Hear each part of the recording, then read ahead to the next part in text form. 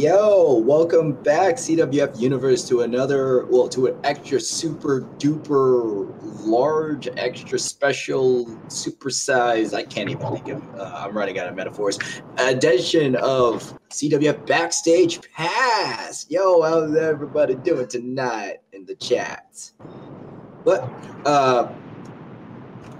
we just finished, a few weeks ago, we just finished an amazing episode of CWF over at Queen City Anime Con.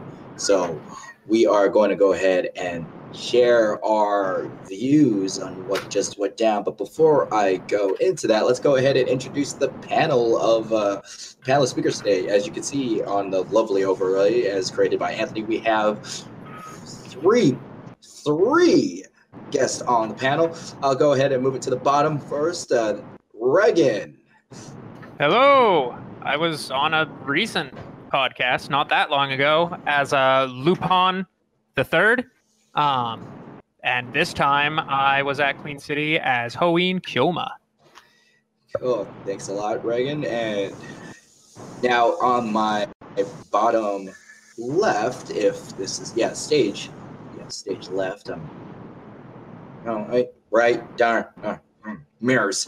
Holding the one of the first real winner of the Anything You Owes belt, and new to the podcast is Justin. Hey, Justin, why don't you tell everyone a little bit about yourself for those who don't know who you are? For those of you who don't know me, I've been in CWF for a few years now. Notably, I was Walter C. Dornay's, but now currently I serve as Bucky Barnes, the Winter Soldier, and the White Wolf of Wakanda. I'm also the first real holder of the 24/7 belt. Oh, come on. Matt Ishida was totally a holder of the Anything Goes belt. He held it for me until I could take it from him.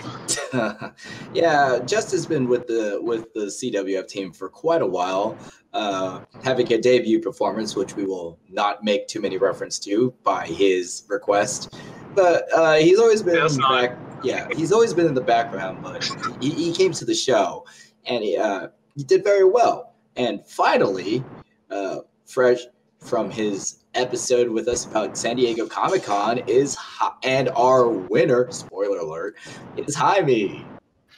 Hey everybody, I'm Jaime. I was on the previous podcast, as G said, as Mr. Satan, and recently at Queen City Anime Con as the newest winner, Senior Mustache, and his wrestling burrito, spicy burrito.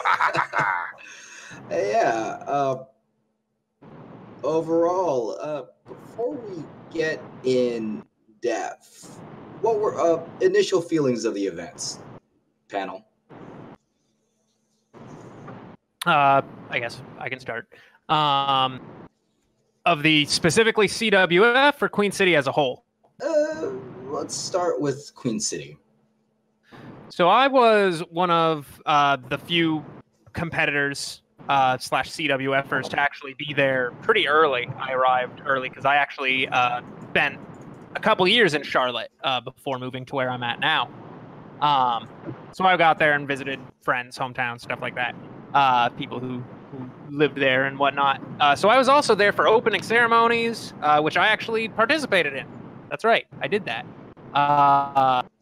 And it was the con as a whole, seeing it from start to finish like that was super interesting because the first day was very small. And my brother and I remembered thinking that it seemed almost like a one-day con in a lot of respects. But then Saturday comes around and it exploded. It was huge. Well, maybe not huge by like AX standards, but that center was full. It was completely packed. Everyone was up on it. That was a really good showing on Saturday. Sunday it died back down again a little bit, but still pretty good. So I'm really interested to see what happens to this con over the next several years. Just because it is pretty early on in its life, but it had a really booming Saturday. So I think if they can keep making that Saturday worth it and then just flush out the other 2 days with content, they'll probably get even more weekend pass purchases. And they might even need to upgrade their size in a few years. Oh no, big problem there. Justin, how about you? How'd you feel toward the event so far? You know, quick overview. I mean, we'll go in depth later, but Yeah. For me, I noticed the first thing I noticed was that, as Reagan said, it felt like a one-day con because it felt, especially for me, considering I mostly go to Fanime and stuff like that, it felt pretty small. But the energy there was insane. And some of the panels there were so high energy. It was like having multiple different CWF shows in the same convention, just with the energy levels that were there. I like And it was impressive. Hey, I just like how you're using the litmus test of energy to CWF, like on a scale of 0 to 5 CWFs. How hype was that show? Well, I mean, to be fair, we are notoriously the loudest panel at any convention. Yeah. No, I bet I didn't mean to cut you off. Please continue. And some of the panels they had there, I was actually amazed because it was stuff that you don't see around here. Like, they had an actual circus, and I don't mean like small circus, like, oh, here's a card trick. I mean, they literally had people up in the air doing aerial acrobatics. Yeah, that was craziness. It was insane. I was losing my mind just watching this. Yeah, we're going to talk about that later, but I'm glad you brought that up. So there was a circus chat. It was, I wasn't there, but everyone who was there was utterly amazed and gobsmacked. It was really cool. Steer your head, okay? I was admittedly awestruck. It was insane. Because they didn't just put on a circus. They put on a circus in character as cosplayers. Yeah, definitely some of the best performances were the ones that really leaned into both aspects of it. There was a Teen Titans one that I absolutely adore. Because I love Raven and Starfire. Let's talk about that. We'll get to that. We'll put a pin on that. And if I forget, please remind me. Okay. I mean, your impression of the event. Okay, so I mean, just to clarify, I wasn't there for most of Friday because I showed up from my flight at 12:57 a.m. So I didn't get to experience most of Friday, but I did get to experience Saturday. And to kind of zero in on the energy level at the con, it was booming. There was people everywhere. There was talks about different events. It's very rare to hear through the hallways people talking about what panels are most excited for. And I had like a menagerie of rotations of different panels people were talking about. They were talking about the circus. They were talking about the dance. They were talking about Cards Against Humanity. You know, they were talking about the D&D one as well with the Goblins and Crawlers people. They were talking about, you know, the CWF on Sunday. They were talking about the shows on Sunday. They were talking about the lounges. So there was just a lot of hype and people kind of, you know, with an earshot going like, oh, what are they talking about? Yeah, that sounds interesting. Hey, do you know what time that is? And it's just, there was big conversations happening at all moments. And that was very refreshing to see because, you know, when we go to big cons, we don't usually get that sort of interaction. No, we don't. Before I go ahead and talk about my thoughts, I'd like to go ahead and read some things for the green rooms. First off, Laser Pigeon, thank you for celebrating 1 year subscribed to us. It's amazing. Laser Pigeon is actually Isaac, aka All Might. Really glad to see you here. Really glad to just know you, man. Right? I think we all say that. And second, Dark Lady. Agreed. Dark Lady Samel says, okay, it is way cooler knowing this circus was cosplay related. It was more than cosplay related. A lot of times nerd acts only use the visuals of cosplay and the character, but it really seems like Queen City in its acts from the drag show to the circus really makes sure that the character influences the performance and it's not just a performer in a costume. Full disclosure to anyone listening here, the team, the Cosplay Wrestling Federation, was invited to Queen City Anime Con as guests. Not just any guest, mainstay guests.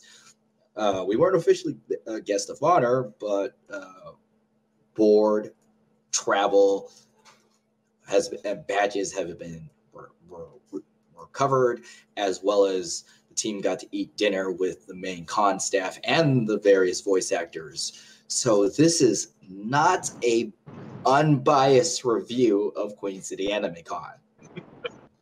We need to get that out. We need to get that out of the way because integrity. It's a gushing review. Yeah. With that said, we still had an amazing time. Oh, without a doubt. I signed up to go with no promise of payback. Yeah, Reagan actually, well, first off, Reagan and Bryce flew over on their own dime. That's true. Jigen from the previous podcast, for anyone who saw that. Yeah, Jigen, Shaggy, and Lupin flew over to Queen City on their own dime just to be a part of the show because Reagan, in his own words, like, hell, we're going to do a show in his home state without him. There's a question by PWO for Life saying he's having trouble with the Anchor app to leave a question, but he wanted to know if Spicy Burrito talked at Queen City, or was that a heckler saying I accept? Well, you would know the answer to that. Yeah. Actually, yeah. Jaime, you know the answer to that. I'm not going to answer for the burrito. So, you know, in character, the burrito talks only to me. Just to give that out. But there is a very audible I accept that I heard in the video. That was a disembodied voice. I don't know where that came from, but it's definitely there. Maybe it was Spicy Burrito who maybe it was Burrito. He manipulated, he manipulated sound waves. Yeah, well, no. See, sound is vibrations through the air, and when something's really hot, it has that wavy look. Oh, that is true. That is true. That could have been it. But to answer the question, yes, maybe. But I just wanted to talk about Queen City's hospitality because, again, Reagan and Bryce flew in on their own dime, and they invited us for lunch. And I said, hey, can Reagan and Bryce come to the meal? Because they weren't initially on the guest list because they were, quote unquote, regular attendees. In which case, guest relations said, hey, we got some money left over. Go ahead and forward us their receipts and we'll comp them for their flights. Yeah, super, super generous. Really unexpectedly. That is definitely some high-class treatment that the CWF has as yet not seen quite the likes of before. I wanted to give my overview of the event, just to echo what a lot of people said. The programming at Queen City Anime Con is very unique, especially when you compare it to Bay Area, heck, compare it to California.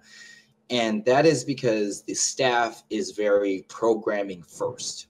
I talked to the programming head of Queen City. Very amazing staff, by the way. Amazing staff. They know what they're doing. They love what they're doing. And they said, it's 2019. If you're doing something that everyone else is doing, why bother? So I'm going to go ahead and read off some of the panels that they have. All right. So we have, you got your lecture panels. You got Cosplays Not Consent. You got voice actor panels. You're going to need that, right? But we had Cirque du Cosplay. We had a Club Penguin panel. We had, let's see, Anime Jeopardy, Dapper on a Dime. A Dapper, how to dress dapper. Where are you going to find that? What else? We had Jackbox panels. We had Kakagurui gambling panels. The con really facilitates that the people, that their panelists go in with an extra realm of crazy. And there was a much larger emphasis on interactive shows than I have seen at any other con, and I'm all for it. Oh yeah, there was stand-up comedy. There was burlesque. There just like there was a lot more to do than just look at people. Although there were also fashion shows, which are looking at people. Right. Okay. That you know what? It's even more looking. You don't even listen. You just look at them. But it's so fun to look. It's so fun to look. But yeah, we all walked away with a very positive experience. And I before I get into the show, I know that Jaime and Justin want to plug a very specific group that they had the pleasure of interacting with. And that was the designated Dungeons and Dragons team at Queen City. Yes. I'd like to start off. That was the great guys.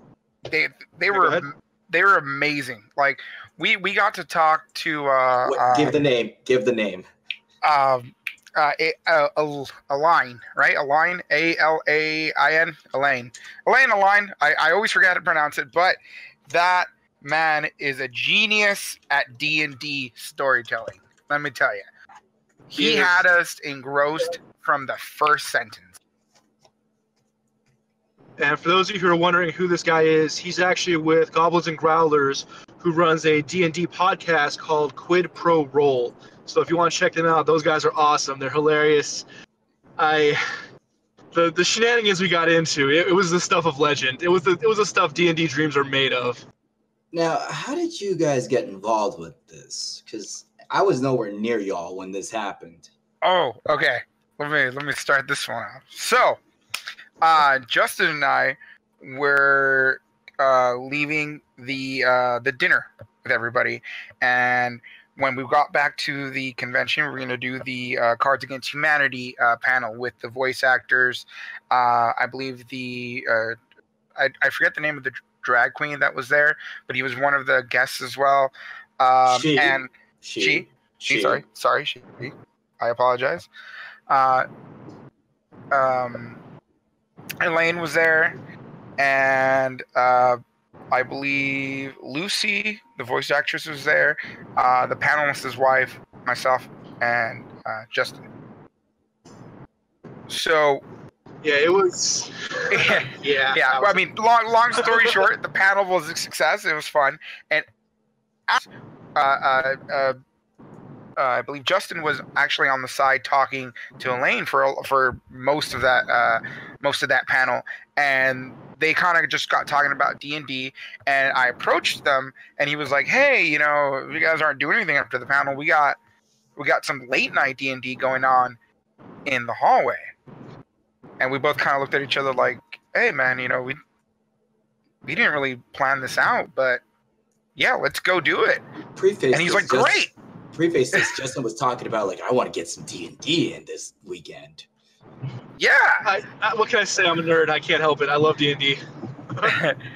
And we go, and sure enough, they have these tables set up, right? And each one has their dungeon master, all from Quid Pro Roll, from Goblins and Growlers, and they're each running like a mini 2-hour campaign.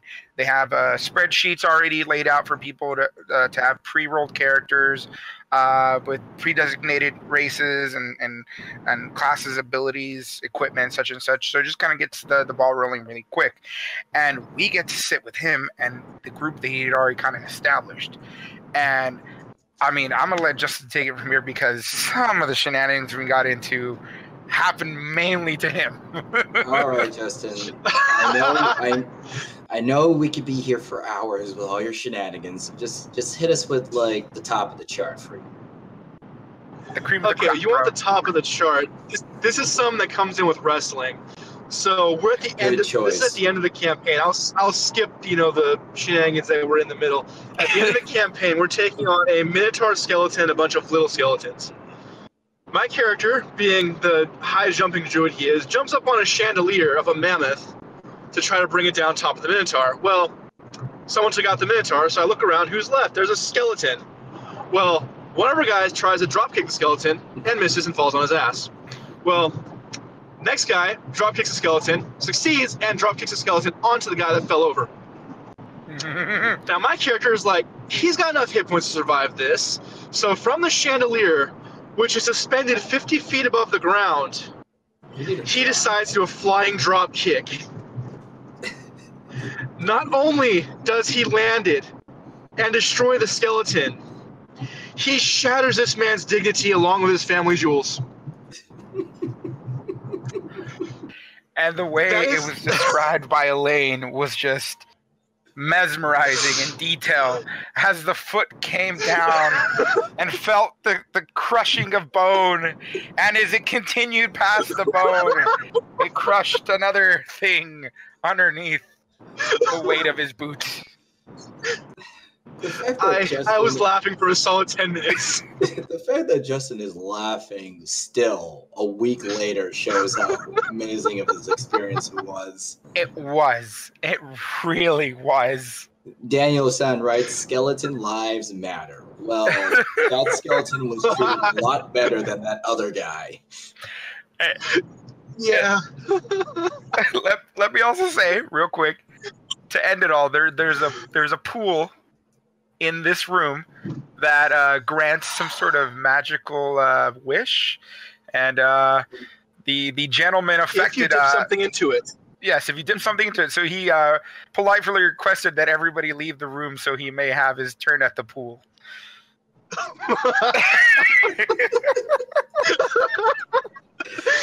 And it worked. His dignity was recovered. But now one side is always hot, the other side is always cold.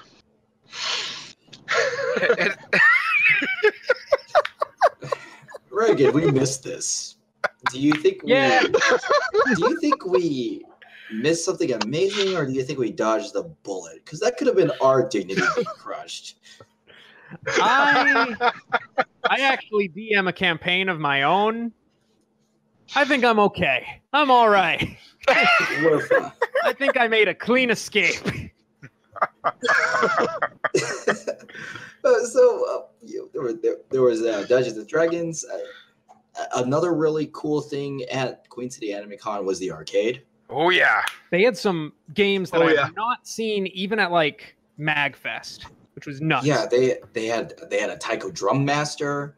They had a Groove Coaster. And Nostalgia. They had hype it up. They had hype it up. Yeah. They have the best game of all time. Def Jam Fight for New York. Yeah. So cool. Which, if you don't know Def Jam Fight for New York, what are you doing? It's probably one of the best wrestling games of all time. Look up on YouTube after you're done listening to this wonderful podcast provided to you on Anchor or Twitch. Go to YouTube and look up Def Jam Fight for New York intro. It's awesome. It's Def Jam rappers wrestling each other, and it's amazing. There's a lot more striking than in a typical wrestling game. There's a lot more emphasis on strikes than grapples. But well, yeah, that's usually if you're new. When you get really good, it's a little of both. But it's just the finishers, just everything about it. It's one of the very few things where I could go, yo, man, you see that Exhibit Method Man matchup? I got to counterpick Snoop Dogg.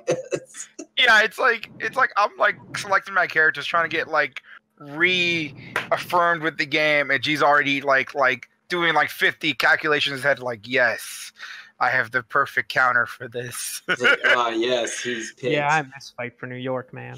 I see. Jaime has picked Red Band. I'm going to counterpick with Sticky Fingers. Wait, sorry, is this Def Jam or is this JoJo? I'm pointing at the camera. I get it. Come on, it's timely at least. Part 5 very timely. A little while. Very timely. Arcade was great. They had a pretty fun dealer's hall. They sold Ramune. Yeah, dealer's hall was definitely smaller than honestly even some like similarly sized cons. It felt like they gave a lot more space to their other attractions and stuff than a giant merch hall, which I actually think was a good call. But it was obvious that dealer's hall was split with the game room. And they gave the game room more of the share. Definitely. But I don't think that was necessarily a bad thing. I think it limited traffic to the dealer's hall, which is the nicest thing ever, because at most cons, when I'm going through the dealer's hall, it's sort of a disaster. So even on Saturday, when there were a lot of people, the dealer's hall wasn't a total train wreck, just because it was pretty easy to do a full circuit fairly quick, which was an unexpected niceness. It was the event was relatively small. Like we've got to like put this in perspective. It was in a hotel conference area. You know when cons are first starting and it's kind of like just the first floor of the hotel is the con. That's Queen City.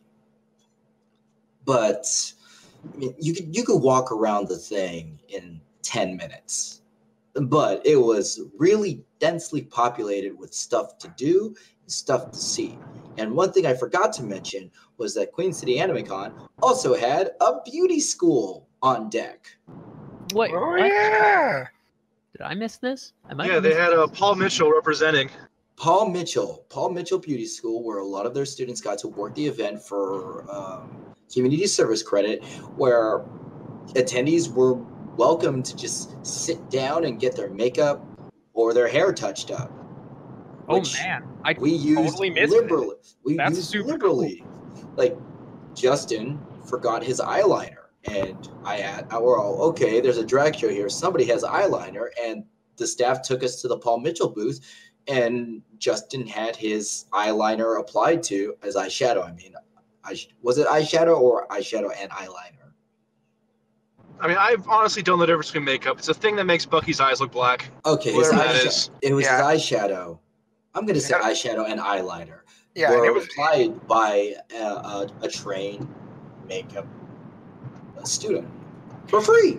And it looked really good. Like I saw like when they put it on them and afterwards, like they were very talented students. And then the as con goers, it's really fun to just be able to be like, ooh, like I can just get a little touch up or something, done professionally, at the con, I should have told this to Reagan in hindsight, because I know Reagan plans his morning out with he has a very specific hairstyle for Okabe. Yeah, that's what I was thinking, is that would have been super helpful to have. I mean, it still worked. It's not super complicated to pull off, but it certainly would have been nice to have it look a little more professionally done.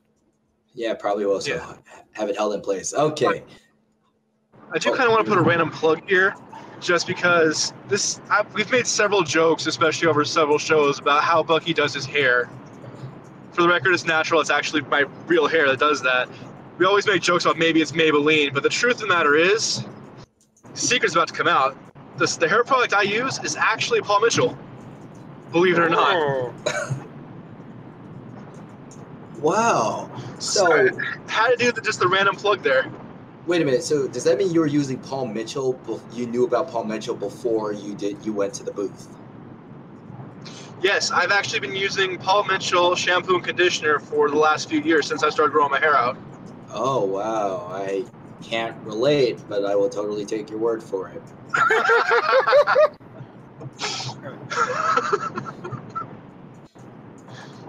Yeah, Dark Lady Samuel also has a very interesting quote, too.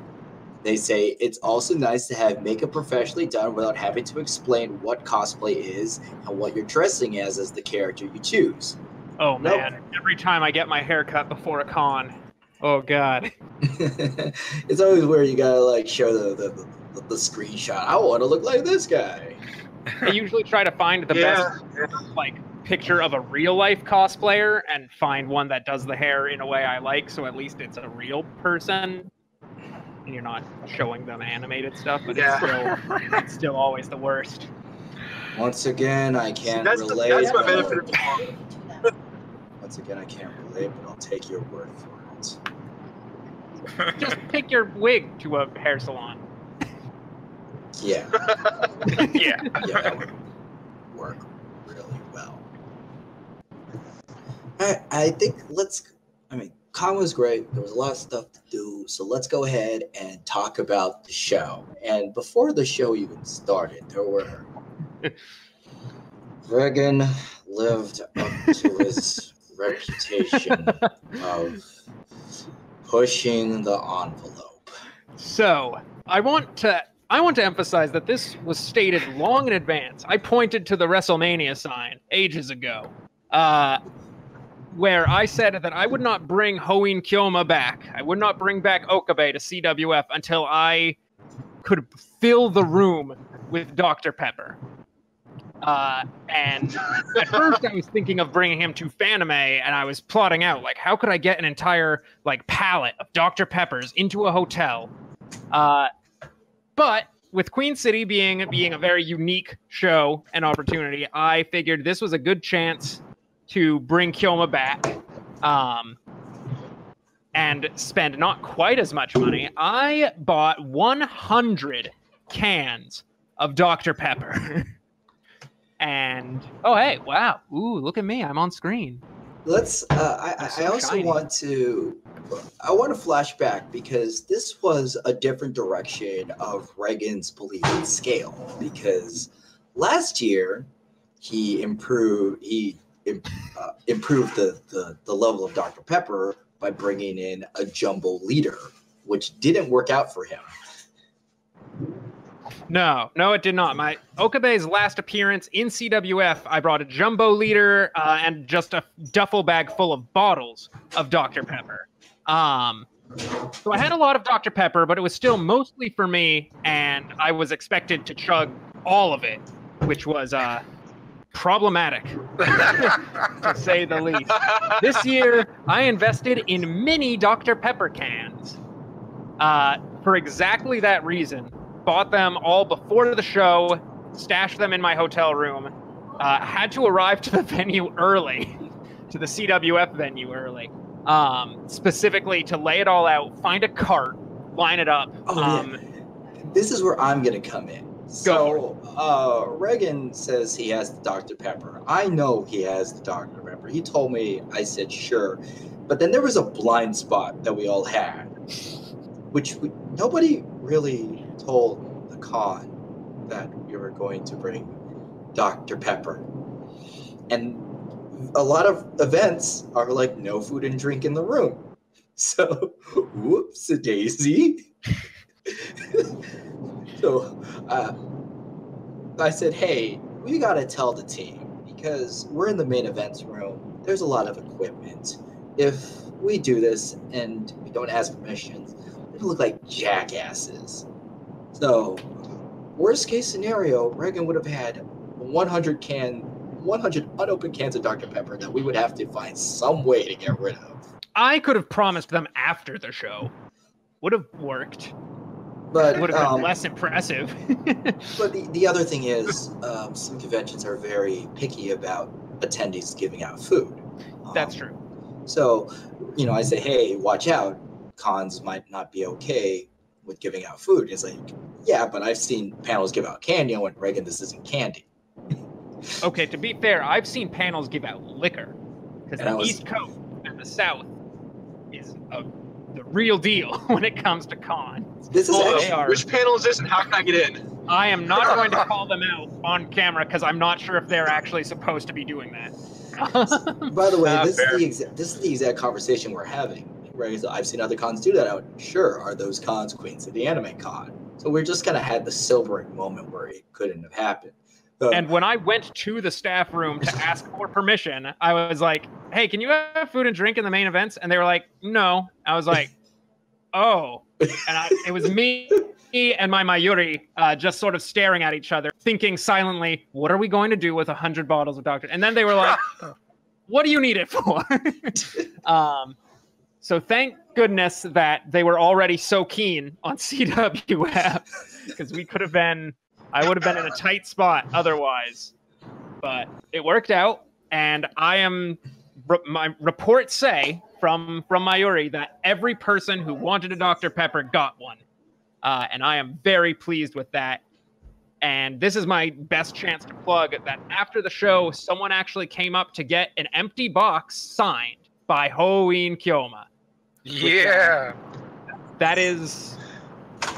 Hoin Kyoma still has a future in the CWF. Maybe he'll stick to smaller shows, but he is Just because Lupon's doing well doesn't mean I'm forgetting where I started.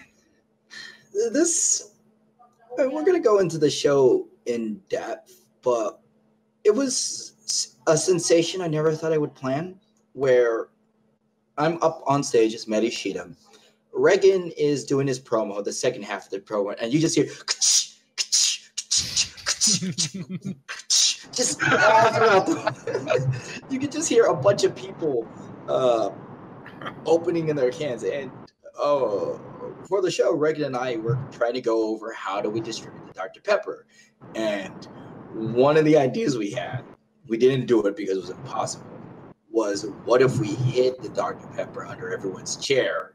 And Kim would be like, I've traveled back in time without you realizing, and I put Dr. Pepper below your chairs, which would have been cool, but they would have totally found the Dr. Pepper because everyone looks underneath their chairs. Yeah, there was no way they would have missed it. I did absolutely waste the opportunity to use the line, call me Hoween Oprah. Yeah, that was a missed opportunity. There was that, and there was also later. Inviting the crowd over to a toast. Cheers to my next victory.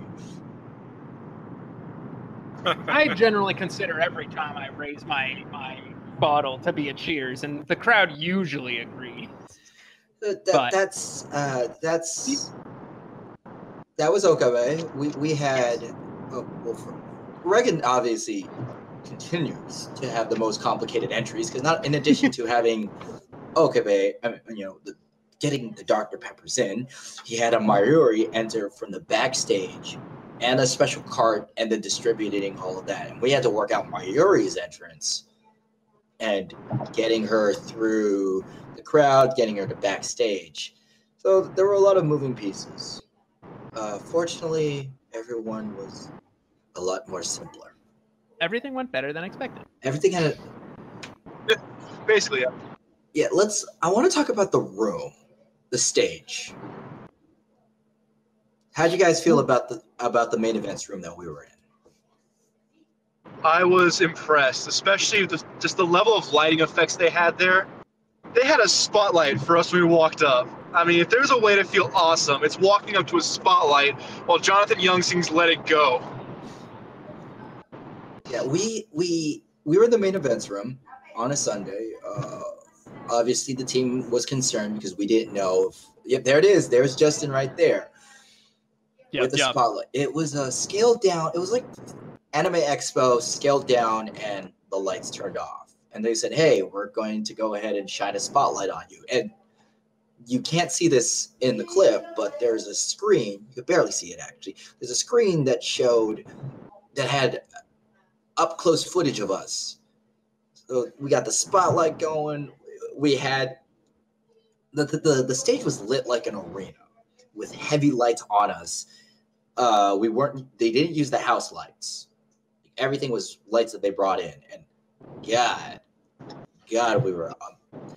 It's super elaborate, and it's a really cool setup for CWF, especially. If we come back for future years, which I certainly hope to, then there are a lot of ways to plan to make use of that. One of the cooler moments was when Bryce, who entered as Tuxedo Mask, the moment he was turning around, they hit him with the light. So it was like the most extra entrance. Like they Tuxedo Mask. They shined the light at him as he was turning. This wasn't worked out. It was just pure happenstance that they got it at that right specific moment. Other good entries. Oh, Justin had a little wrinkle in his entry where he specifically said, "Start my song at 42 seconds." Oh. Normally in the CWF, when somebody wants a specific timestamp, they tell me ahead of time so I can cut the file. I can cut the file in post and just play it. But we didn't know how long our room was, so Justin was kind of like walking up and down, figuring out the timing, and he says 42 seconds. Now, that's not an obscene request. The problem is the CWF is run off of a tiny iPod, and so I have to scrub at the do that fucking scrubber, like, 40, 40. And I managed to get it. I managed to get it. And then I have to fiddle with this in the heat of the moment of running the show. So I'm going to pat myself on the back. One, I didn't forget. And two, I got the timing right. That's true. Oh yeah, it was perfect. Thank you. This is like the second time I've had a fluke with timing. The first time was at Fanime. I never told you this story. Do you, chat and everyone here, do you all remember when we sped up the countdown, right? And it landed on 1 minute exactly? Like, hey, we're going to speed up, and it was 1 minute left, right? On the dot. Y'all remember that? Yeah. Okay. I promise you, I'm telling the truth. I clicked the scrubber. That wasn't something I programmed in. I just hit the spot, and it was 1 minute. Oh. Nice. Just blindly, just click. Yeah, I just saw it, and I clicked, because he just said to click, and I panicked, and I clicked, and it hit 1 minute exact, and I saw that one, like, oh, shit. Perfect. Keikaku Dori. All right. So the room was amazing. To break down the roster, we had an Ezio who is local to Queen City. We were supposed to have a Bob Ross who had to back out due to scheduling conflicts. Completely not his fault. Totally sad we didn't see him because he was very excited. We ate dinner with him. Totally nice guy. Yeah, very cool guy. Reagan as Okabari and Toro. Sorry. Horin Kyoma. There you go. Bryce as Tuxedo Mask. Jaime playing Senior Mustache representing Spicy Burrito. And Justin as the Winter Soldier. Am I missing anyone? Not and myself. Yeah. Myself as Manny Shida. You were in around. I think you count. I count. I typically don't count myself just because it's very egotistic. Very in character. Jaime and Justin were performers that we brought over. We Kevin and I, Lashada Degree, we made a list of people we would like to see on the East Coast. We typically picked people who picked recognizable characters. This was before Jaime switched to Spicy Burrito. Yes.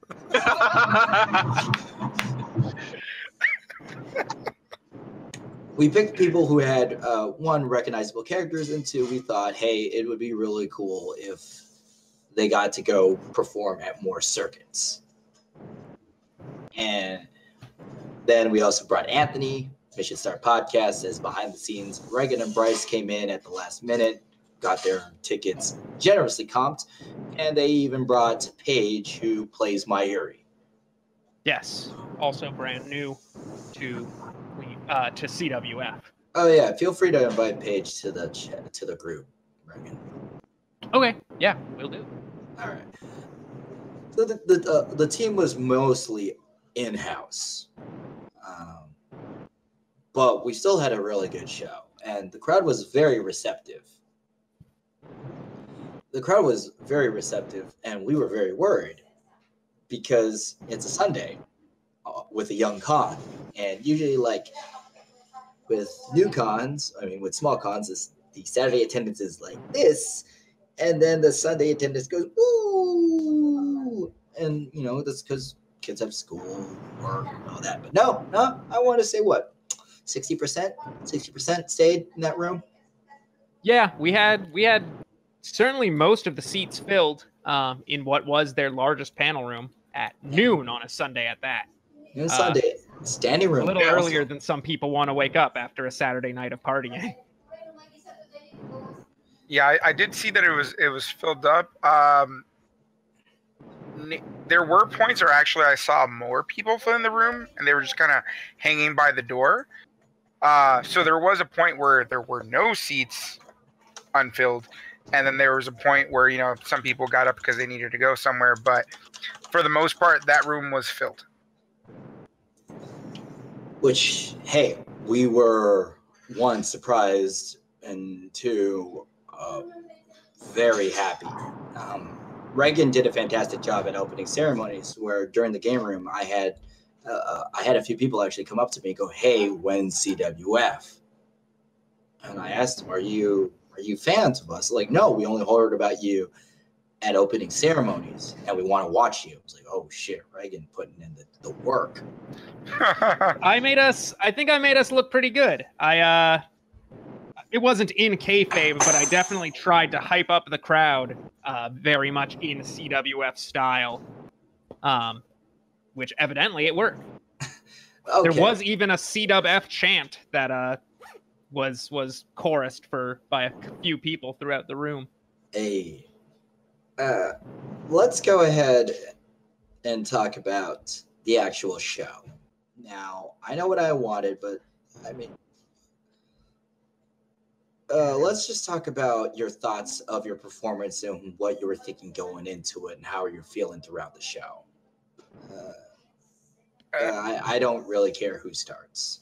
I'll start. I'll start on this one. So, as mentioned earlier, the whole senior mustache and spicy burrito. I didn't know that he was the pick for Queen City. It was, I think, something that we talked about in workshop. We're like, all right, he is kind of an odd pick, and I had to really kind of do my homework and be like, all right, not gonna say anything that's gonna cause any controversies. Yeah, okay. As the character. I want to put some context here. When Jaime said he was going to be spicy burrito, I was like, okay, sure, go. I'm not going to say no. And I was with Kevin, and we joked around like, what if we had spicy burrito be a heel? Because when you think of Mexican food, you don't think of North Carolina. Certainly true. So there would be a lot of lines like he'd make fun of their Mexican food, and then there'd be boos like, "Oh, forgive me for insulting the rich community that is authentic Mexican North Carolina food." There was that. There was also, you people in the audience don't know what real spicy food is. You don't even know what seasoning is. We were joking about that. I said, hey, Jaime, what if we did that as a joke? And he said, yes, I want to be a bad guy. I was like, okay, let's not get shot here. There was going to be a lot more heel flavor food puns, and then it kind of slowly evolved into like, maybe I shouldn't go too hard on that. Yeah.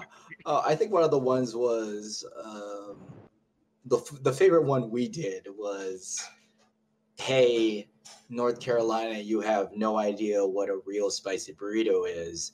At least South Carolina has an idea because they're closer to the border. Yeah. we all laughed, and then the afterthought. Maybe they won't like that for reals. Yeah, it's funny, but is it worth? Then we find out during the Cards Against Humanity they made the team say a lot more fucked up shit. So. Oh yeah, they definitely. Oh yeah, it's significantly worse. Especially me. But we played it on the safe side. Picking on me. Yeah. But it was definitely for me. It was trying to get prepared. I've never been really outside of like California, other than like once to like Texas and Arizona. So to be on the East Coast was like, first of all, a huge honor that Queen City, was able to comp all this stuff for the CWF, and also for the opportunity that Ken and G gave me to be able to go. But definitely, I was like out of my comfort zone. I was like, I'm in a whole new place. I'm at a con, that's a whole new con. And I'm just like, all right, what does Spicy Burrito want to do here? And I tackled it from an angle of like, all right, I want to, since this is a new con and Spicy Burrito's new here, I need to build up this lore. right? You know, people gotta kind of need to identify with me without really knowing me very well since I'm not from the area. And one he's thing, not a nerd character. He's just a burrito. he's just a burrito. He's just a burrito. And as Senior Mustache, I just as Senior Mustache, I need to, you know, talk and explain and hype up the burrito. And one thing that kind of stuck in my mind was something that Robert had talked to me about. Robert plays a menagerie of characters in the CWF. That's the second time you used the word menagerie. This is a very, like, if this was a game of Scrabble, you would be getting most of the points. And I don't really play Scrabble. I should play more Scrabble. No, you don't. Scrabble's a hard game. Scrabble's a lot less like a word game and more like a glorified worker placement game. Yeah. That's getting into complicated controversies.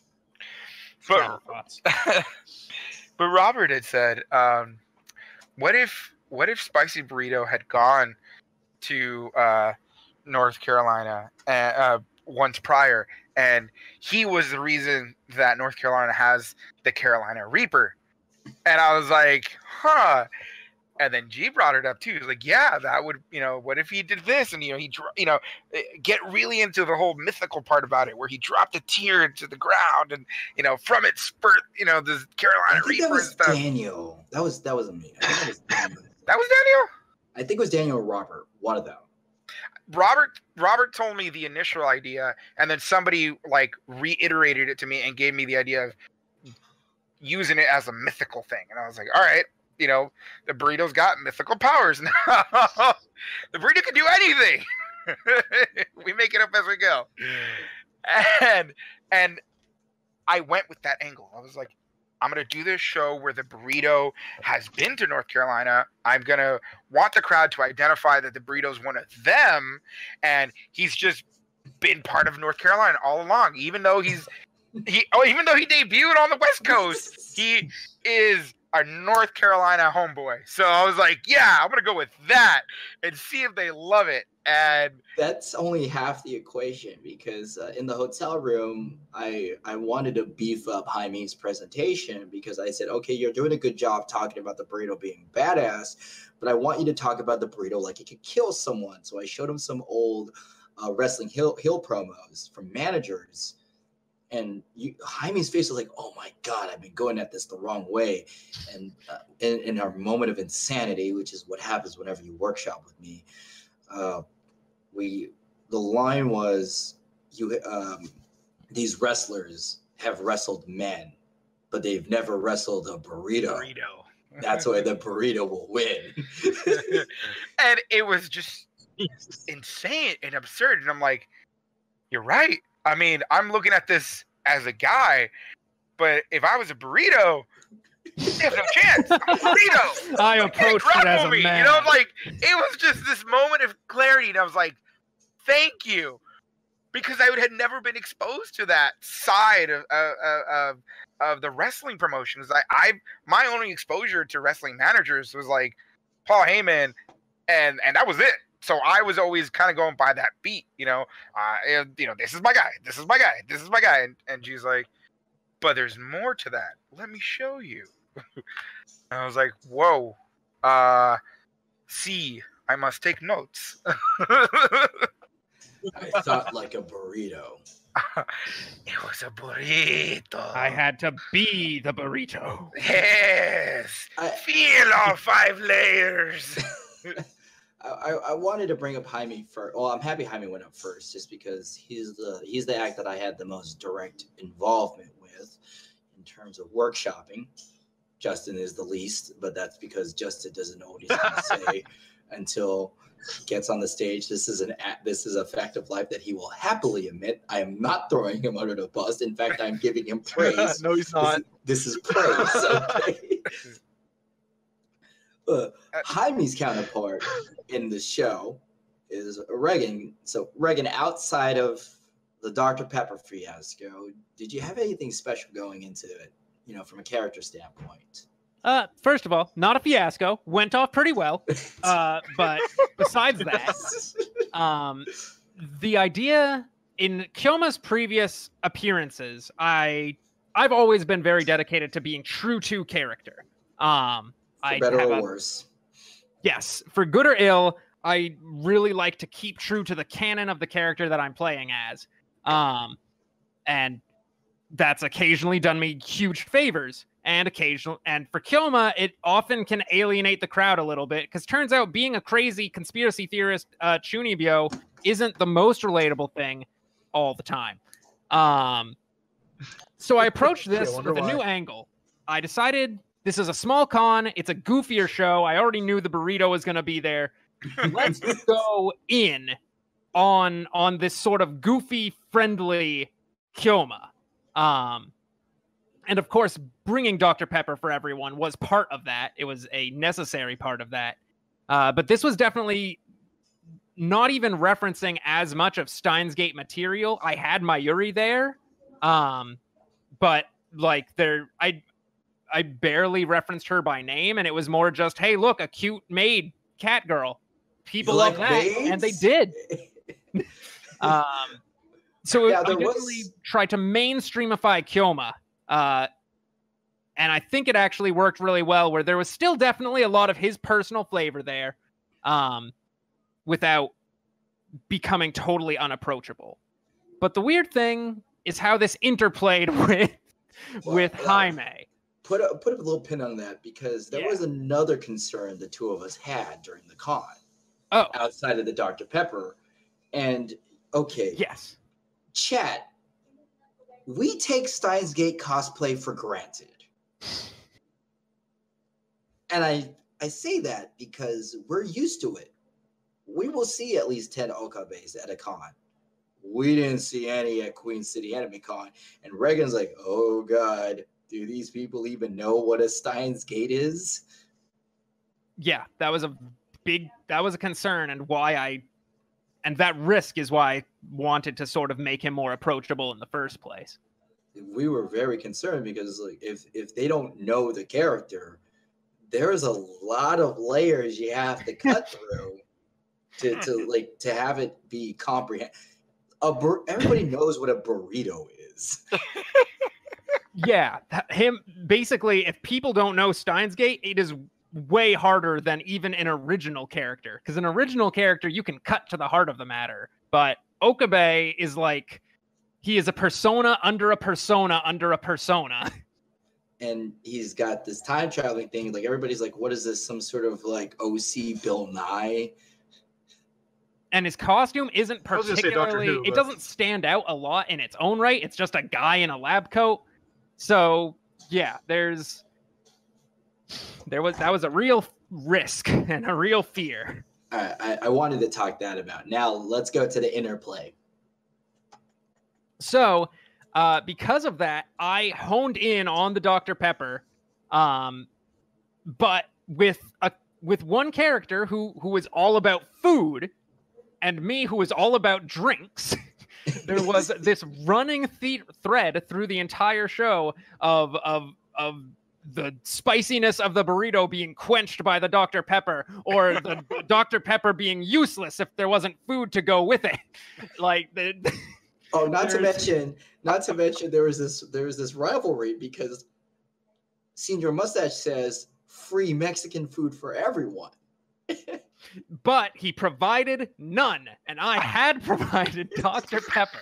It was the only way I knew how to go in on a burrito. Like, how do you attack a burrito by not being of the people? I gave out Dr. Pepper. I don't see them eating burrito. It became such a goofy thing, but I actually really loved it because it's exactly the sort of thing that Okabe did. If anyone who remembers the first episode of Steins Gate remembers that one of the first things that happens is Okabe is yelling at a picture of a llama on a TV. Oh, an alpaca man. Like, it is an inanimate object, and he is threatening it as being part of the organization. So I really leaned into that, attacking the burrito. Not to mention, Okabe has a history with gel bananas. Yes, Okabe has a lot of weird feelings about food. He does. So there was this. It was weird because both of these characters despite Jaime's efforts, Senior Spicy Burrito was a babyface, and Okabe was a babyface. So they would be like, "I respect your burrito-ness, but I have Dr. Pepper." I'm just sitting here going like, all right, does next year do we have to have a freaking buffet for these people now? Yeah, I am sort of digging. If we bring the tag division to Queen City, I want Okabe and Spicy Burrito to team up to save the future from bad taste. I would 100% agree. Did I tell you the name I came up with for the two of you? I don't think so. Was it Team Combo Meal? No, you'd be the real meal deal.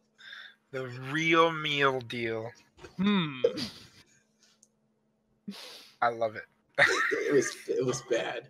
Real Okay, meal deal. so removed from all this craziness, who, funny enough, despite his very lackadaisical, anarchistic nature of preparation, the only one who was performing a normal CWF entry in this room was Justin. See. So, Justin, you don't prepare. So, how did you go about your performance?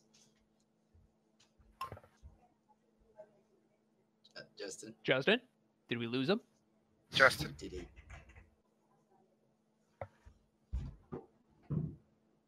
I think we lost Justin. Oh no. I think he might have. Hang on, I gotta turn this down. Sorry. Oh, hey, Anthony. Hey, yeah. I think Justin either muted himself or.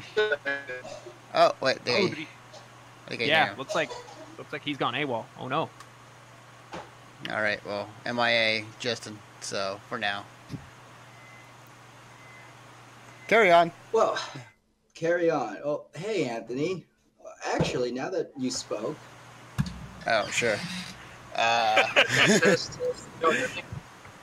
Anthony, how did you feel toward the event, toward Queen City in general? So first off, and just for those wondering, I will take the face of Justin for now since I got a 7 webcam time. But anyways, overall for the event itself,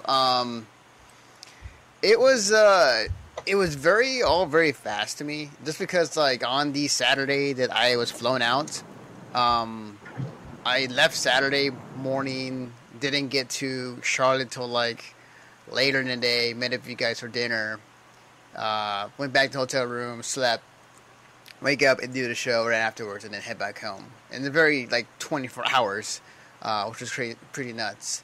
I did try to make some time to check out the con, and I did for a little bit. And I told them at the feedback panel or the ending ceremonies. There's a lot of heart in this con. I can tell that the staff here at Queen City definitely has some good ideas and definitely has some things that they want to do. And from my talks with people there, like, it was really crowded on Saturday. So it seems like it definitely expanded, and it definitely, begs for more space to be used. I do love the fact that on that Sunday of the con, happens to be also a wedding that was happening at the same time. Oh yeah. Oh yeah. Yeah. Yes, I remember there was a gentleman who was asking one of the I guess people that he was asked the questions like, "Hey, are you here for the con or for the wedding?" And it was Spicy Burrito is catering. It was pretty funny in that aspect, but I managed to check around the con. It was a lot smaller con than what I'm used to, and it's definitely a convention that is room to grow. Apparently, this has been like the 3rd year of their existence, and have gotten this pretty sizable at this 3rd year, which is pretty impressive. So overall, like, the con itself, I felt like was pretty good. As far as the show wise, like, I think first off, shout out to the tech guys. The tech crew that helped with the show was fantastic. Yes, Queen City Tech was, holy cow, on point. They got it. Yep, absolutely. It was awesome. It matched AX's tier. Oh yeah, definitely. And yeah, the tech crew was great, and the show itself was pretty fun. It was. I did not know about the surprise Dr. Peppers from Reagan, so I was like, oh, cool. Because I was like looking around and say, is he actually going to bring out 100 cans? Oh, yes, he is. Okay. So I remember one of the conversations we had, Anthony, and this is right after dinner. It was you just kept going, I can't believe I'm in North Carolina. Mm-hmm. He just kept saying that. Yeah, it's insane, and I truly believe that because in my wildest dreams, like I have a lot of thoughts about TWF in terms of like how far can it go, and I'm here for the ride. I would never thought that an anime con would invite us to do a show on the opposite side of the United States. Yeah, so when someone says how far can you go with this North Carolina? It's pretty far. Right. It's pretty far. Yeah, that's pretty far. They literally flew out a burrito.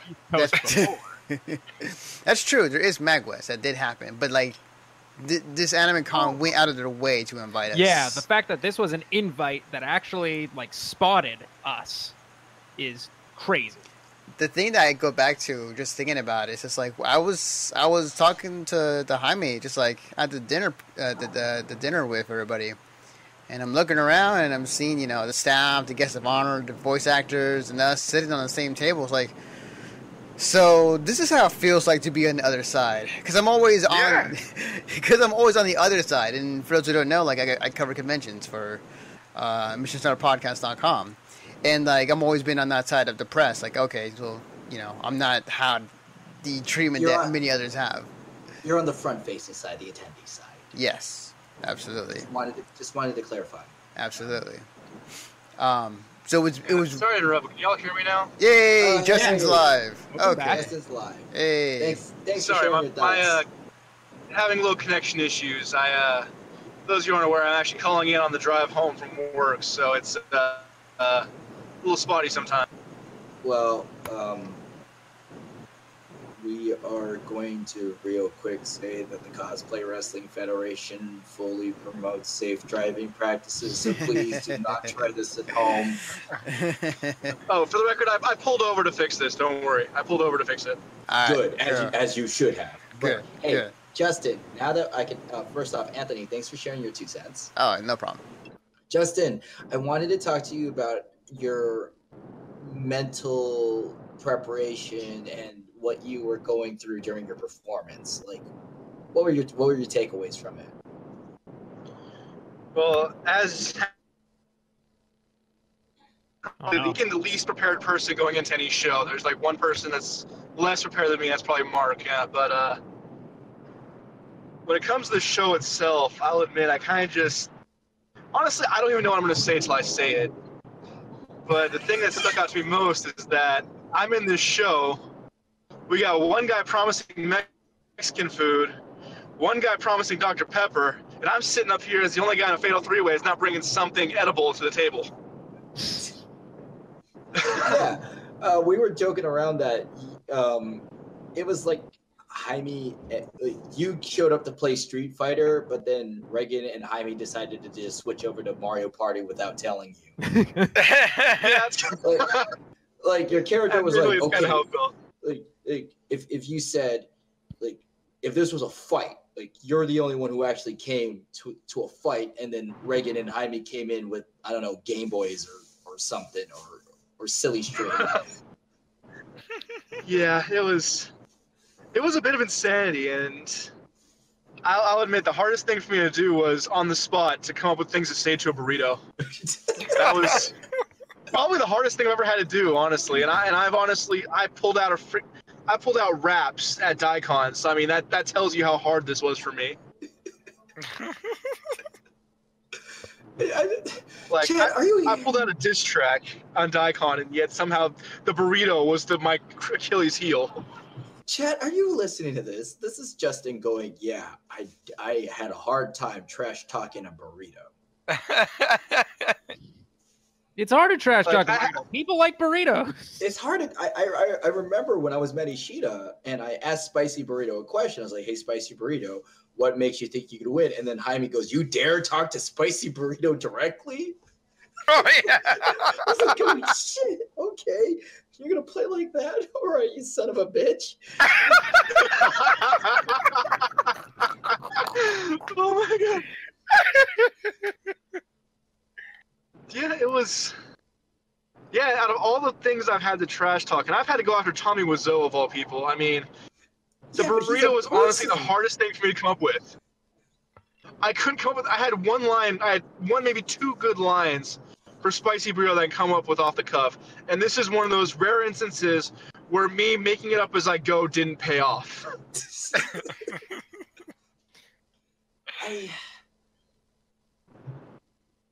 I can only imagine what was like in your shoes, because Reagan has the angle of Dr. Pepper, right? Yes, I Yeah. at least had And- something to match it. And Bryce, who plays Tuxedo Mask, is a bad guy, so he could just default to "you're stupid." And burritos are classless. And Bleed is a classic. Which shout outs to Bryce, because Bryce had one of the best angles for Tuxedo Mask. I have to tip my hat to him. Where Queen when he did it at SoccerCon, I said, okay, that was good. Now make your gentlemanly nature show that you're a better fighter. So he went, "I am a true gentleman, and I studied Greco-Roman wrestling." I went, "Wow, you pretentious." I want Tuxedo Mask and Coach Connors to either team up or fight, but it has to be one or the other. Yeah. And I like how he said Greco-Roman wrestling, the style practiced by philosophers and scholars, not that flippy luchador stuff. He had some real good lines in there, and I honestly think, admittedly, little biased maybe because he is my brother, but I thought he had the single best line in the show. He was comparing everyone to serfs and peasants, and he had the line, "You couldn't plow a field any more than you could plow a Sailor Scout." That One of was the on point. greatest lines I've heard in all of CWF in a vacuum. It was so Really? strong. I thought my personal favorite line from him was Greco-Roman wrestling. The Greeks who studied, who worship the gods like Jupiter and Mars. And let me tell you, I have wrestled those. Yeah, you got pretty clever with it. Absolutely. Oh yeah. So Bryce has a heel. It's very hard to be at a loss for words as a heel, right?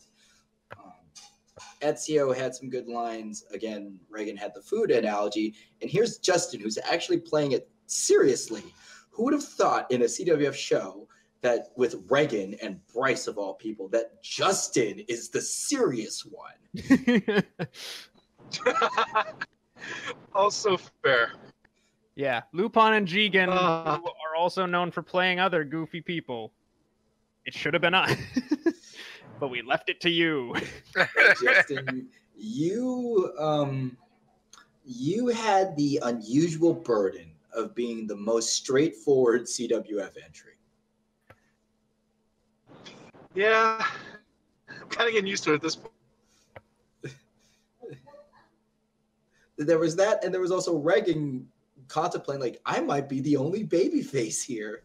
Yeah, when it was still unclear how because I feel Winter Soldier has always been usually a face, but like in terms of his line delivery and stuff like that, a little bit of a tweener. Just in You that. know, he's not a little bit. He is a tweener. He pulled a knife on me. Exactly. He Second pull over. he's generally. Were you just asked to pull over live on stream? I hope so. Anyway, so, and we didn't know what Spicy Burrito was going to end up as. And of course, Tuxedo Mask was a heel, I knew. So I genuinely thought I might be the only face performing. and I had no idea what that was going to mean, because that is an unprecedented thing to happen, especially at a small show where sometimes we don't have any heels besides Matt Ishida. Which is, by the way, which is why Matt Ishida exists, is to be the heel. But yeah, it was weird. We looked at that roster and it's like bad guy, tweener. Okabe is the only face. Okay, I heard someone mention me. Yeah, you okay? Yeah, just the connection where I had to drive home is kind of bad, so I keep having to pull over to fix it. Oh, that was you saying you had to pull over. Yeah, that was I was actually sort me. of hoping that a cop had just pulled up and told you to pull over. Yeah, I was like, oh. Okay, that's just mean. No, not because I wanted something bad to happen to you, but it would have been great content to have someone pulled over live on stream. No, it wouldn't be great content. What the hell are you saying? Your baby card has been revoked. No, we were just talking about, Justin, how you play a tweener, and I said, because if you didn't say it, I'll say it for you. You pulled a knife on Matt Ishida several times. That is not a babyface move. No, I am definitely a tweener because I have challenged Matt Ishida to a knife fight. I gave a promo holding a knife to his throat.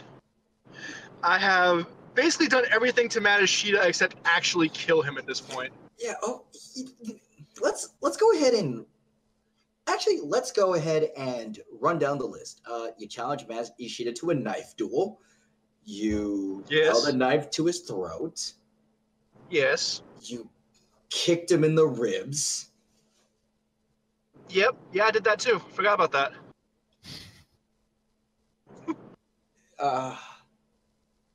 Yeah.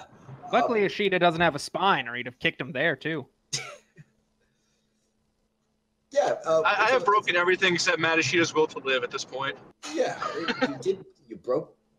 So, Winter Soldier, not the cleanest of baby faces, and again, here's Reagan, the only good guy. And we didn't know how it was going to be. Jaime was supposed to be a bad guy until he said free Mexican food for everyone, and the crowd's like, "Woo, free food!" I was not expecting that to go over as well as it did. What, dude? Whenever you say free food, you'll... Yeah.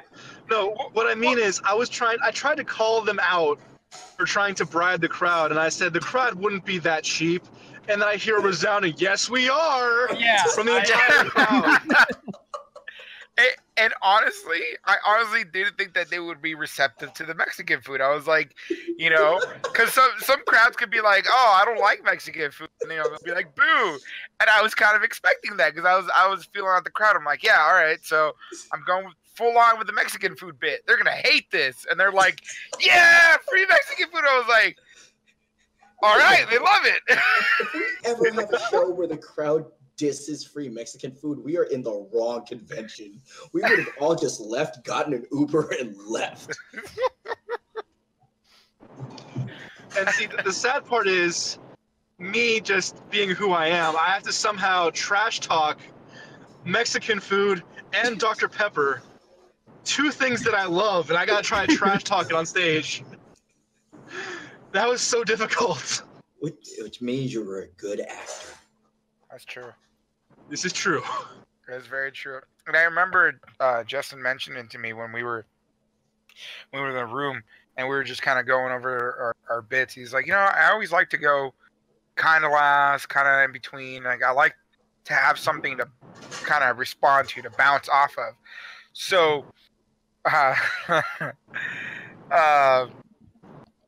when the mic was handed to me to go second, I was like, "Oh, no.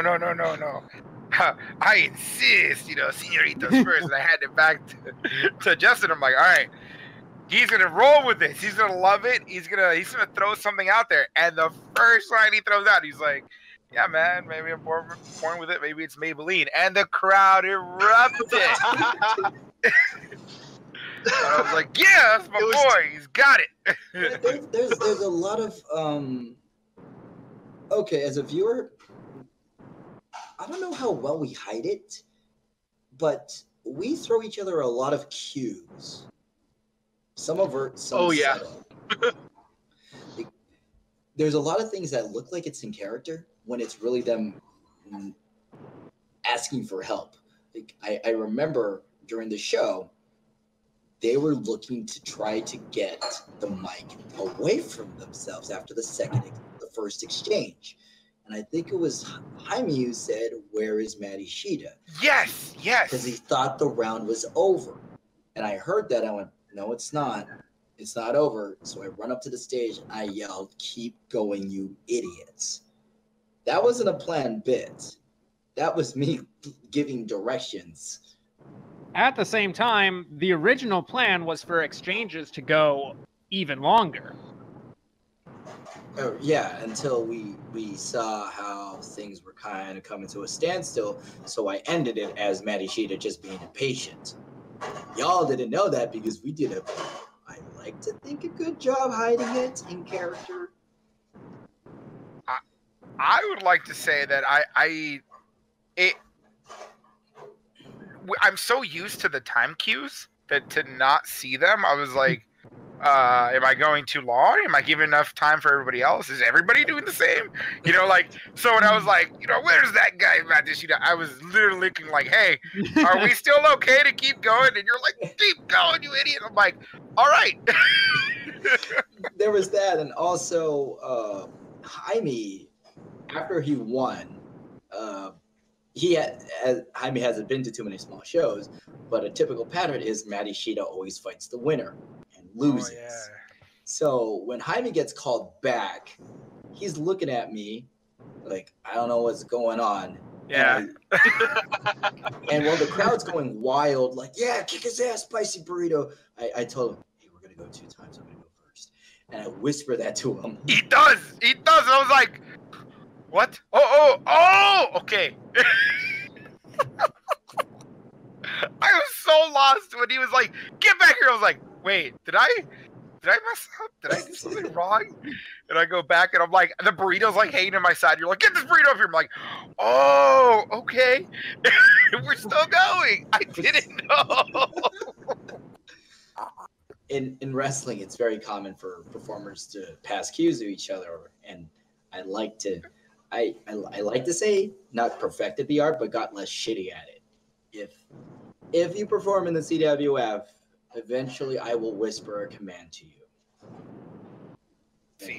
Like, hey, move over there, or yo, keep going, or hey, this is gonna happen. Use the chair. Oh yeah, that's what I said. That chair. Reagan used the chair. Hey, Reagan, it's not like I didn't know about the chair, but I didn't think I should actually try to hit him with it when it was totally unplanned. Hey, Reagan used the chair. That was the single scariest moment for me in CWF. Was I guess I gotta pretend to hit him with a chair. I thought Never done this. I thought you were just going to slightly lower it, not freaking Shaun of the Dead ramming speed beam. If you ask Travis Touchdown to use a weapon on you, maybe you'll die. Maybe.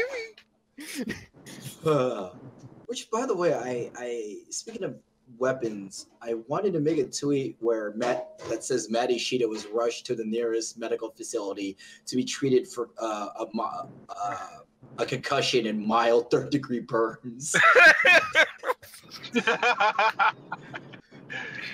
Oh, nice. Because I told Jaime at the end, I'm like, hey, Jaime, at the very end, when you win, I'm going to go crazy and you're going to hit me. And Jaime's like, cool. So I shove Jaime, and that's like, okay, Jaime knew. And he did the most playground thing where I got hit with the Marty McFly, all right? I got hit with the what the hell is that? And then I got bopped in the head.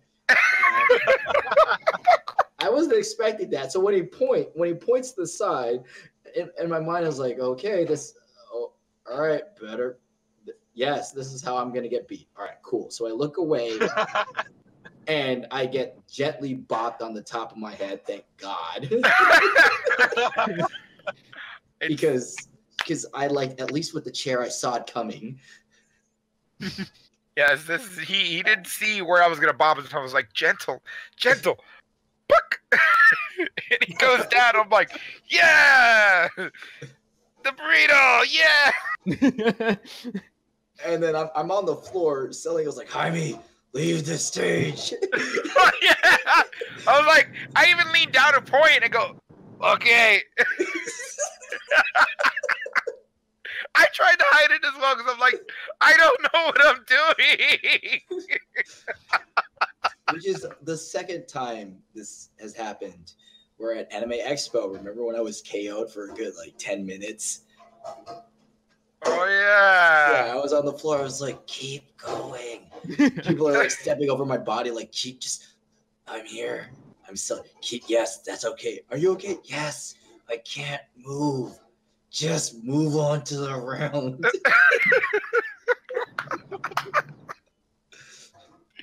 Oh, I'm playing dead, you idiots. Oh, the shenanigans. The shenanigans. G giving instructions from beyond the dead.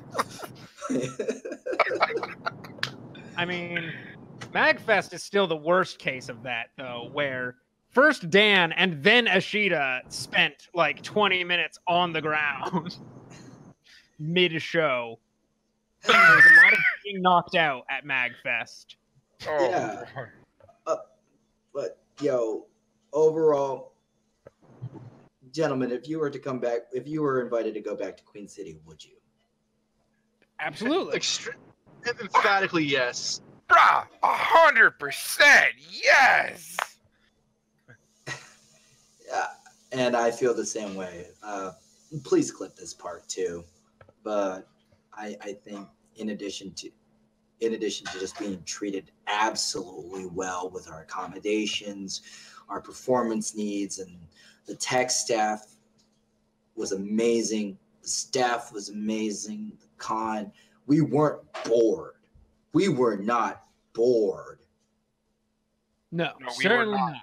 It was definitely so much to do. I also want to throw out that tidbit. I believe our contact was William. Please correct me if I'm wrong. William, yes. William, while me and Justin were in the room, he brought up those confectionaries from the local bakery and a gift basket with drinks and refreshments to just enjoy in the room. Like it was just a gift box. Yeah, it was freaking amazing. The things were delicious. So shout out to William for doing that. Like it just came up out of the blue. It was like, hey guys, brought you a gift basket. And before I forget, can y'all nerd out about the circus for us? Oh yeah. Oh geez, where to start? I'll admit I came in a little bit late to the circus. The line was actually so long they had to cap entry, and wait for people to come out before you can get in. So I missed a good half the show, but I came in and they have people up in the air doing sash routines. I don't know the actual name of it. They had people in hoops getting twirled around. They were doing acrobatics, and I'm just sitting here amazed, realizing that if I even attempted half of this, I would fall flat on my pointed head. Yeah, it was some real crazy stuff. A good range of it. I only really know the official name for one of them, which was Aerials, I want to call it. Aerial, something like that. But a lot of the people got real high up, and there were certain points, especially, I was seeing it, of course, with Paige and my brother, Bryce, and I always felt it was very obvious when I saw them do something that I was like, oh my God, they just jumped a little bit while they're 30 feet in the air because they're standing on just what is effectively just wrapped around cloth around their feet. If you've ever done those carnival games, usually at amusement parks and the like, where you have to climb a rope ladder and reach the end, imagine doing that vertically. Yeah. Where it's this free-flowing material that it looks silky, so I can't imagine it's got the most grip in the world. there were definitely times where I was like, oh my god, they just did something that easily could have led to serious injury or worse. I honestly thought No one one was got going to do a hurt. face plant. Yeah, nobody got hurt. Everyone was very good at what they did, of course. But it was really a sight to see. The opening act was actually really nice and a little bit more low stakes than the others, just in that it went less high off the ground. So I liked that everything sort of scaled up. But it was a Legend of the Zelda. Did I just say Legend of the Zelda? Legend of Zelda performance. That was super nice. Just in setting the tone of like, there's so much control. Like there's such a I don't even know how to describe it other than like they're so in control of their bodies and their performance, and it probably the most interesting thing for seeing it was just the like range of size of like people. Like there were tall people, short people. There was one guy who was built like a truck who also did like the rope climbing aerial stuff, and I was like, I didn't think that could be done by someone of that size. Like it was really cool to see like it does anyone of any shape and type, because I thought it was, me and Bryce both thought it was sort of all going to be like gymnast looking type people, where it's like everything is about being as aerodynamic and small as possible, basically. But everyone of all sorts was able to do crazy stuff that I couldn't do to save my life. And I guess they did do it to save their lives to an extent. Next year we're gonna enter Spicy Burrito as a juggling act. Yeah. And it's just gonna be Spicy Burrito on a table. It's your mustache, like so. Just talking is like, where's the juggling? You see it inside that tortilla. Spicy Burrito juggles at least 10 different flavors. That could go really well, really bad. And then Dr. Okabe Rintaro enters as a Dr. Pepper swallowing act. Oh. Better yet, Okabe tries to juggle Dr. Peppers and then opens one to drink it afterward. Blows up in his face as he has to run off stage. I can't believe that worked. Celebratory drink. Well, you heard it, chat. If you haven't seen the Queen City Anime show, please do. And if you have, watch it again so you can see all the little times that we're trying to like keep the show in check and running properly. But before we conclude tonight's episode, we have two shows coming up. Stupid camera. There we go. Two. One is at Anime California, and the other show is at MagWest. MagWest? Yeah, that's right. MagWest, we have a show. San Jose, the same city as Fanime, but more pressing, is Cwf Absolute Chaos, which will be ran by a different team. It's going to be held in August 23rd, which is in a few days. Holy shit. Oh, yeah. Yeah, that's super soon. Yes. I am not in that show. That is Friday. 3 days from now. So please, if you're at Anime California, stop by, say hi. Anime California is always our experimental show. Our more unique acts come up. And then in September will be MagWest, which is going to be amazing because imagine the hype of MagFest minus the inebriation and no chair shots from Reagan. That's what you think. No, I will not be at MagWest either. This is my rare break from CWF shows. Before... Like please take one, Reagan. Yeah, right before January comes along, and I get to be the only CWF performer who gets to go to the East Coast, and then the next week the West Coast. But hey, Anime California, this Friday, 9 p.m., watch it. Daniel and Robert will be running it, and they are assuring, they are absolutely confident that they will have a unique show for all you to enjoy. But that brings us to the end. We went rather long, but I mean, hell, we started late and we had to talk about the circus. Yeah. Yes, we did. Cirque de Cosplay was the official name of the panel for reference. I don't think we actually mentioned that. Yes, Cirque de Cosplay. But all in all, I wish more cons in California were like Queen City Anime Con. The East Coast does unique stuff when it comes to their conventions. Which is kind of surprising, just because you'd think California would have it. But hey, we digress. Amazing time, amazing show. Watch it, watch us, have fun. Thanks for listening. Tune in next week as I do more gaming. I don't know what I'm going to play, but I know I'm going to do more gaming. And the week after that, we'll have another episode of Backstage Pass, which I don't know what's it going to be about. But hey, presumably Absolute Chaos, among other things. Yeah, probably Absolute Chaos. Anyway, signing off. This is Gerardo Paz. Do we sign off too? Yeah, go ahead and sign off. Oh, this is signing off. This is Reagan Farnsworth.